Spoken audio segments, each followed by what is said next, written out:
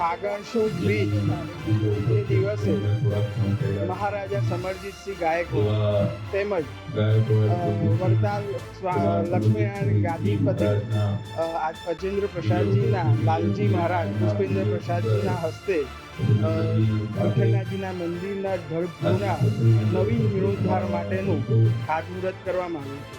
આ પ્રસંગે વિઠ્ઠલ મંદિરના ભક્તો તેમજ વૈષ્ણવ પરિવાર તેમજ સ્વામિનારાયણ સંપ્રદાયને માનનારા બધા હરિભક્તોની ઉપસ્થિતિમાં આ ઐતિહાસિક ઘડીનું નિર્માણ થયું છે।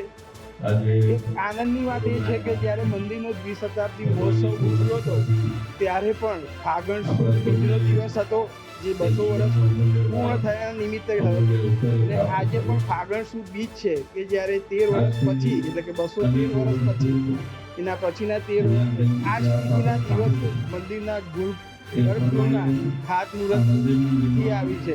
તો એક આનંદની વાત છે। આમાં ઠાકોરજીના કંઈક સંકેત છે કે દ્વિશતાબ્દી મહોત્સવ થયા પછી એમને નવીન ગર્ભગૃહની આવશ્યકતા લાગી કે આજે 13 વર્ષ પછી પૂર્ણ થશે। શ્રી વિઠ્ઠલનાથ ભગવાન કી જય। આજે ફાગણ સુદ બીજ ને દિવસે મહારાજા સમરજીતસિંહ ગાયકવાડ તેમજ વડતાલ લક્ષ્મીનારાયણ ગાદીપતિ અજેન્દ્ર પ્રસાદજીના લાલજી મહારાજ પુષ્પેન્દ્ર પ્રસાદજીના હસ્તે વિઠ્ઠલનાથજીના મંદિરના ગર્ભગૃહના નવીન જીર્ણોદ્ધાર માટેનું ખાતમુહૂર્ત કરવામાં આવ્યું છે। આ સાથે જે વિઠ્ઠલ મંદિરની અંદર જે એક હેરિટેજ લુક છે, આપણું જે ઐતિહાસિક વારસો છે એને સાચવીને જ નવું મંદિરનું નિર્માણ થશે, ગર્ભગૃહનું નિર્માણ થશે, જેથી કરીને જે મંદિરનું જૂનું વિઝન છે લોકોના ભક્તોના નજરમાં એ યથાવત રહેશે।